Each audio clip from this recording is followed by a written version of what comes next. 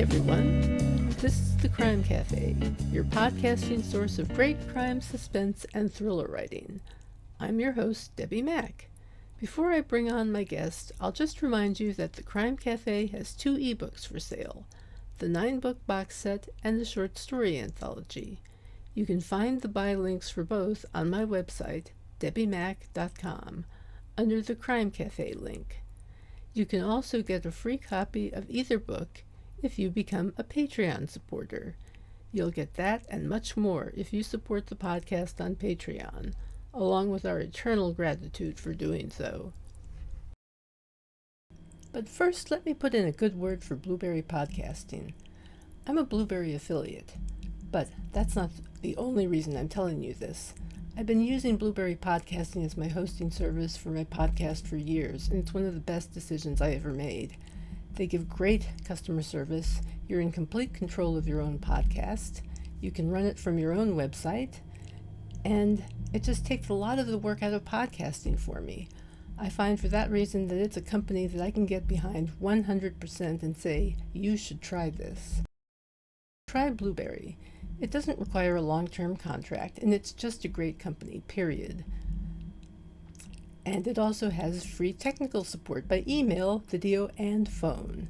So you can get a human being there. Isn't that nice? Hi, everyone.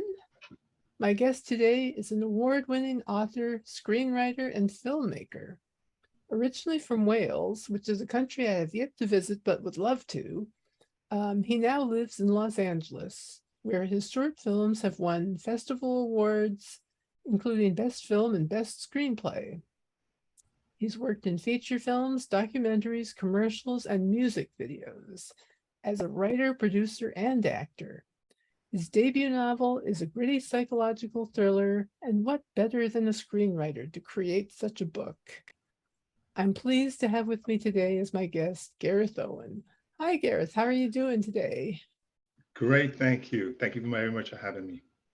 Oh, it's my pleasure, believe me. I am just the tiniest bit impressed with your accomplishments. Acting, filmmaking, writing.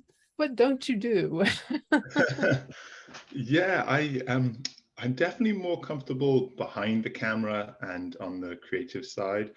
But yeah, I found acting was just a fun way to get on set and meet people.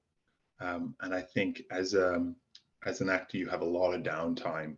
So in between takes, when the crew is setting up the lights and things like that, you have a lot of time to chat to different people. And I was always inquisitive, finding out what everybody did and what their roles were.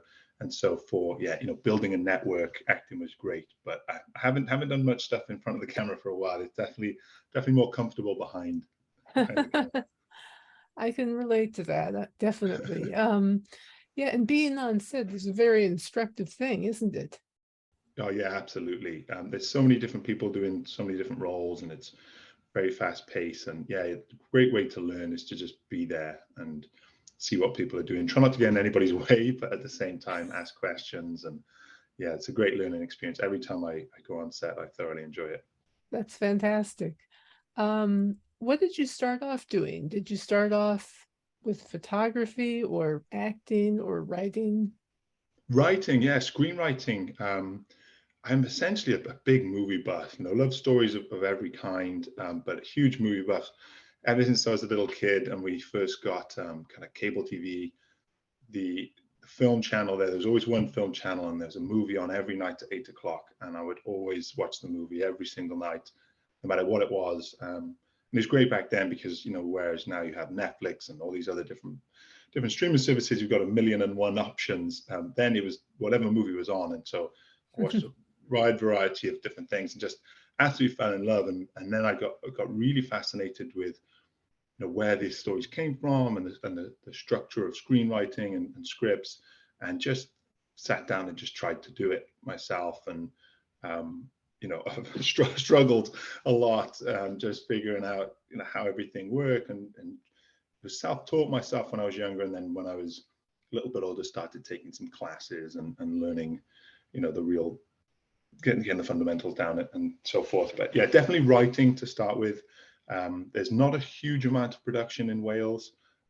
there's stuff going on, but it's a lot harder to get involved with. So as soon as I came to California, I was just reaching out to people and trying to get on set wherever I could. I But guess yeah, definitely so. writing started out. Yeah. Getting to know people, that's one of the things that's really important in that business too. Absolutely, yeah. I think in all businesses really, but specifically, yeah, TV and film, and it's networking is probably one of the more important things, and I imagine something that almost everyone will say they're not doing enough of, especially since COVID as well, which made it more difficult. But yeah, again, and what I found as well is, contrary to how I thought it might be, everyone in the TV and film industry are just such nice people. Not that I expected them Yes. not to be nice, but I thought it would be more kind of closed door and kind of difficult to get a toe in the door, and it hasn't been. Everyone is extremely nice, and it's such a diverse, different group from different backgrounds, and everyone is very welcoming and happy to share information, and that's been a pleasant surprise. Yes, that's something I've noticed also. And I think when people, especially authors, look at the film industry, they tend to feel more intimidated than they should by it. I, What would you think about that? Definitely, yeah, 100%. It is, a transition, and I think the main thing is that I don't think it's a secret that screenwriters probably aren't appreciated as much as they should be. Without the script, there is no movie, there is no show, but there's just so many other elements that go into it, and I think the one thing I would advise a novelist that wants to break into the screenwriting world is to really get a good understanding of the other elements that go into a production, especially finances and budgets, things of that nature, because that can really make the difference between getting your script made and not. Yeah, you have to keep a pulse on kind of what the market is looking for at the moment and what people are after, in terms of what they want to put out and what they think the creative market needs. But yeah, there's a lot of other aspects, but yeah, it's definitely an industry where you shouldn't feel intimidated to try and break into. It's tough. It's very, very difficult, but likewise, it's difficult to, write a novel. So it's a fun There you challenge. go. There you go. Exactly. I mean, it's all a matter of trying things, and Yeah. I think that's fantastic advice.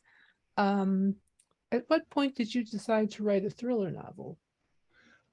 So originally, I did write the story as a screenplay, but once I kind of finished the script, I thought there's just so much more that I wanted to mine, and out of the story and the characters, and so I just started basically expanding on the different plot points and the different character development. And almost by accident, I kind of stepped back and I was like, "Oh wow, I've got an outline for a novel here." So and so I just committed to start writing the novel, and everything really fell into place nicely, and I just thoroughly enjoyed it. Have only written one novel, but I do enjoy writing a novel more than a screenplay, because you can just get into so much more detail and get into the mind of the characters more. And the art of screenwriting is being very, very efficient, efficient with your words. And with a novel, you just have a lot more creative freedom to get really into the prose and the mindset of the characters. And I thoroughly enjoyed writing the book. But yeah, originally a screenplay, so I kind of reverse engineered it. Whereas usually it's a novel that becomes a screenplay. This is a screenplay that became a novel.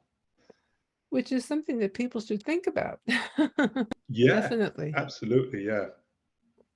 Let's see. Tell us about the novel. What is it about? What's the name? And what is it Yeah. about? So the novel is called Fragile Creatures, and it is told from multiple points of view. I'm a big lover of the Guy Ritchie movies, the Snatch and Lock, Stock, and a few of the other type of movies where the plots interweave.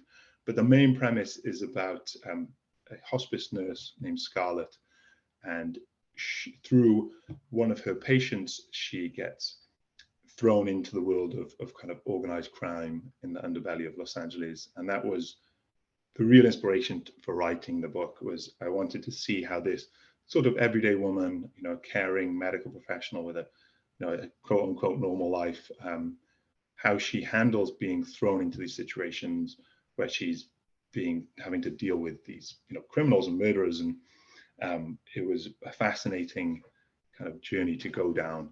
And this character's dealing with everyday stuff of cold feet about getting married. She's unsettled in her job, things that we can all kind of relate to in one way or another. And by the end of the book, she's dealing with things exponentially more, chaotic and severe. And just seeing her transformation. That's what really drove me to write the story. Uh-huh. Yeah. Do you tend to think of yourself more as a screenwriter or a novelist now? So I like to think of both. I kind of my kind of handle is like writer and filmmaker. I think that covers a big area. I do have 2 other novels outlined that I could start writing today, but I am focused more on screenwriting just because of the point that I'm at in my life. I'm in LA. I'm relatively young. I can't quite say young anymore, but and I'm putting a lot of effort and energy into screenwriting because now is the time for me to do that. I'm in LA. I'm in different writers' rooms and things like that. So it definitely, the time of my life lends itself more to screenwriting, and I think I can always, and I always will write novels going forward. But yeah, it's, as I say, I do prefer the novel writing process. But yeah, I'm hungry to keep making content in the screenwriting world. So Excellent. Wonderful. Are your films also crime oriented, or do you work in different genres? the shows and movies that I write personally are, yeah, they're all kind of thrillers. Some lean more to the crime element, some lean more to the drama element. But I work on a lot of other things. I've worked on comedies and more just pure dramas. I like to work with specific groups of people that I've made really strong connections with. I have writing partners, producing partners, things like that. And if they have an idea, I'll jump on board and try and help them any way I can. But if I sit down at the laptop and start writing something, it's usually always a thriller that comes to mind. And I definitely focus on that when trying to produce my own stuff. Mm-hmm. I've noticed, at least I think, that authors tend to get kind of pigeonholed into categories or genres. Like somebody might be considered a thriller writer or a suspense writer or a mystery writer, whereas screenwriters tend to be a little more less categorized, it seems to me. I mean, I know that there are people who tend to write comedy, but I think they're also equally capable of writing drama or noir. What are your thoughts on that? Yeah, absolutely. Especially if you're a novelist and you're writing you're known for a series, a specific series you're putting out.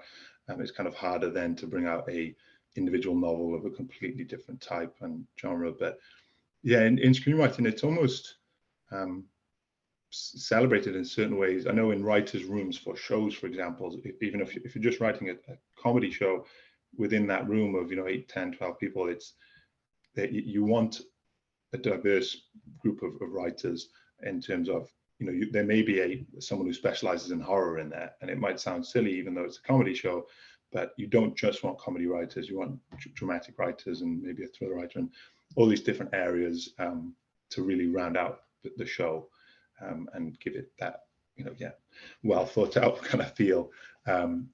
But yeah, it's definitely not limited. I think it all depends on just the final output. If you can put out a great script, then it really doesn't matter, if you've been specialized in a certain genre leading up to that. I think that's one of the things that really distinguishes that industry in terms of the writing. It's so collaborative. The Yeah. writing itself is collaborative, and the process of making the product that comes from the writing is also collaborative. Oh, absolutely. If you bring people in earlier on in the process, then it makes life easier down the road.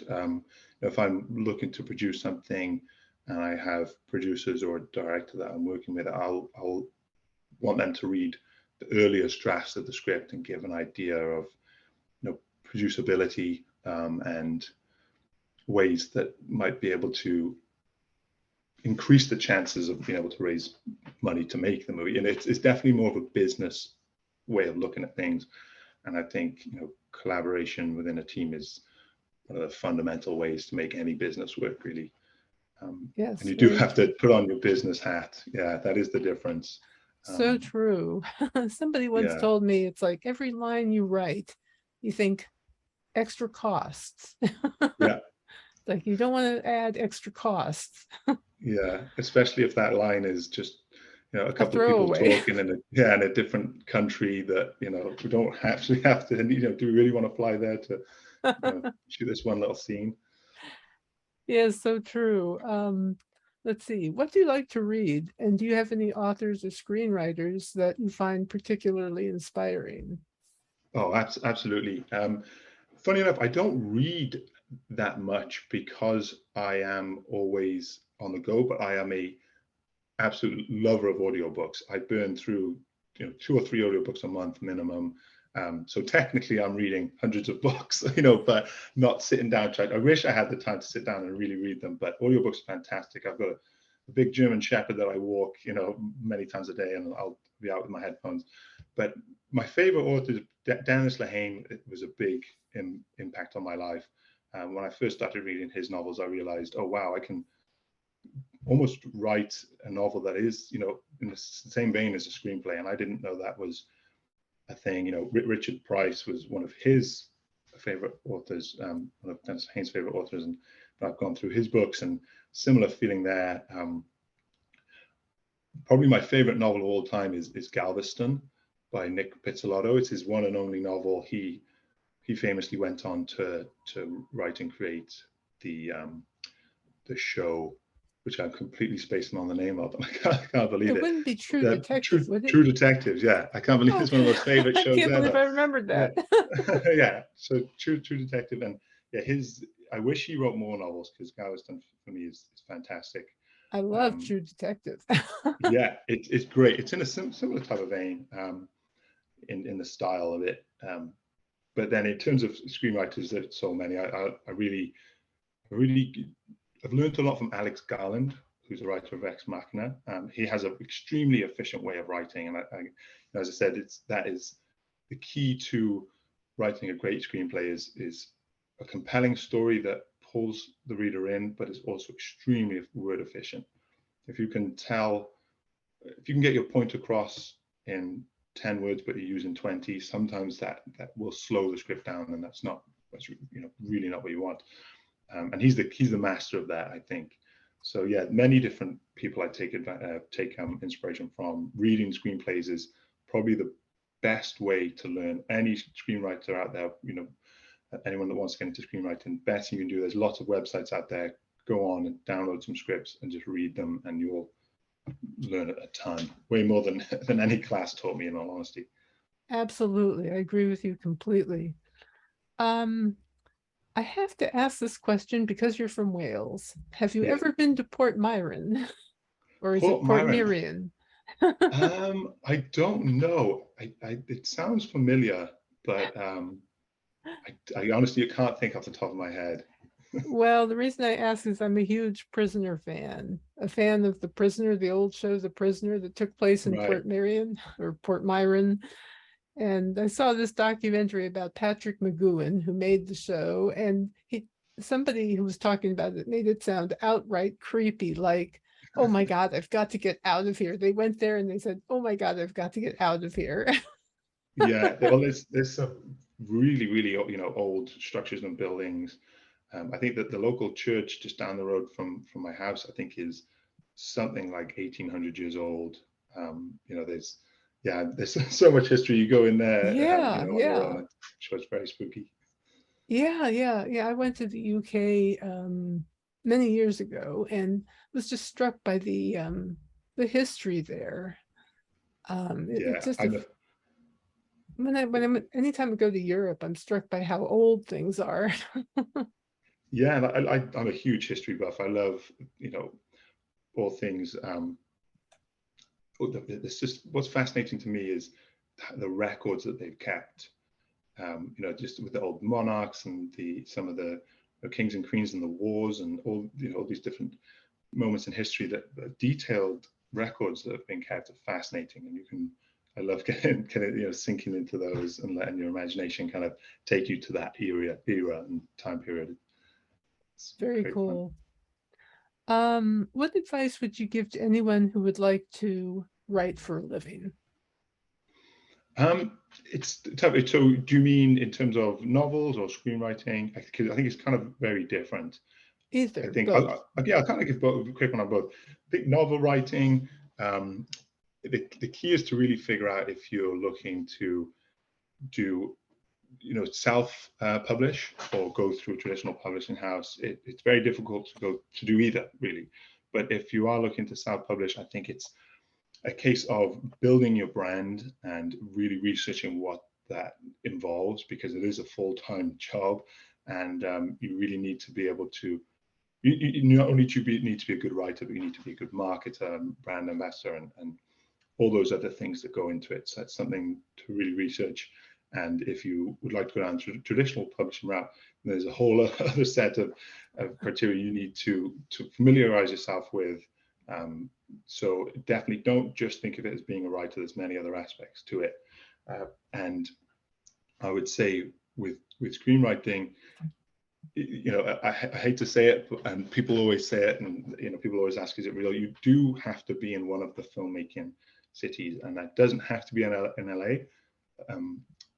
Actually, less and less stuff are actually getting produced in LA than people move into different states to produce for tax incentives and other reasons.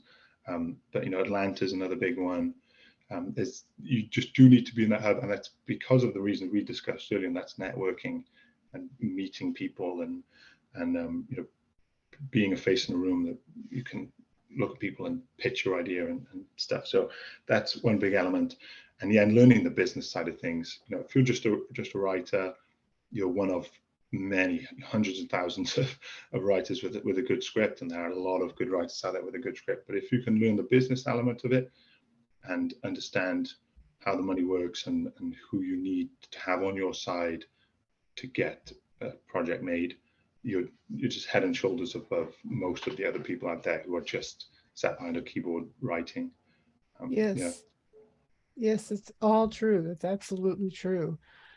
Is there anything else you'd like to add before we finish up? No, these are fantastic questions. It's been, a pleasure being on the podcast. I really appreciate you having me on. And if anyone would like to check out my book, Fragile Creatures, it's on Amazon. Appreciate anybody who does like it, and leave a review on there. That's kind of how we get a bit of recognition. But just appreciate you having me on. Oh, well, it's a pleasure to have you here, and I could talk to you probably for an hour since you're a movie buff, but we won't do that, unfortunately. But thank you so much again. And to everyone who's listening, please remember to leave a review for the podcast wherever you listen to them. We are also Patreon supported and have more to offer to patrons. Check out our Patreon page and see what you think. Thanks for listening, and our next episode in 2 weeks will feature author Sherry Knowlton. Until then, take care and happy reading.